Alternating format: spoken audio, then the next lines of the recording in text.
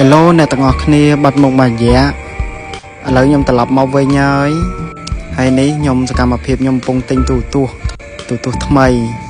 បងទិញយូរឆ្នាំហើយតែបានទិញសោះតម្រាំសំលុយទិញបានហើយនេះគេកំពុងចាប់ខ្ញុំដេកមើលមិនឲ្យស្រួលអញ្ចឹងណាហើយបន្ទាប់ពីចាប់ទូរទស្សន៍ហើយឥឡូវម៉ូតូខូចបានសម្រាប់អស់លុយទៀតនិយាយទៅសេតហ្មងហើយនេះដើរមកដល់ Eon 3ឃើញគេលក់ប្រហិតសុំគេភ្លក់បន្ទាប់ពីសុំគេភ្លក់ហើយគឺថាខ្ញុំទិញមកកញ្ចប់ឆ្ងាញ់មែនឆ្ងាញ់ផាត់សាច់គោគឺឈ្ងុយហើយនេះមកមីហិលមីគោកទៅឆ្ងាញ់មីហ្នឹងឆ្ងាញ់ខ្ញុំក៏ឲ្យខ្ញុំភ្លក់មកហ្នឹងទៅដាក់ទៅវាហិលឆ្ងាញ់ហើយវាហិលខ្លាំងវាហិលល្មម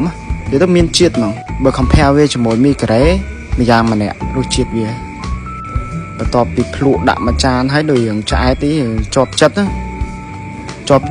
ទិញមកថងទៅផ្ទះបដ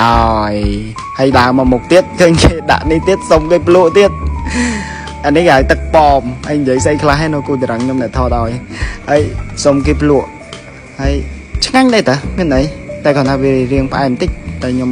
តែបាក់ចិត្តយើងបានទិញអីវ៉ាន់តែប៉ុណ្្នឹងយើងអាចទិញអីទៀតបានទេអញ្ចឹងយើងបន្តដំណើរទៅមុខទៀតក៏សុំគេភ្លក់នំអូឌីអូមកដុំទៀតនិយាយទៅមកពេលហ្នឹងគឺថាឆ្អែតតែម្ដង